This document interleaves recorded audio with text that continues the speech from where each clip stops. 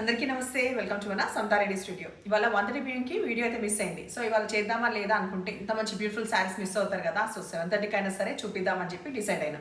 So దాంట్లో భాగంగా ఇప్పుడు నేను డ్రైవ్ చేసుకున్న శారీ రింకిల్ షిఫాన్ అనమాట. ప్యూర్ రింకిల్ షిఫాన్ శారీస్ చాలా బ్యూటిఫుల్ కాన్సెప్ట్ తోటి ఇట్లా మంచిగా ఉన్నాయన్నమాట. ఇవన్నీ ఇంకా ఎంత బాగున్నాయి, ఎవ్రీథింగ్ 7:30 పిఎంకి ఎలాబరేట్ వీడియోలో అయితే చూడండి.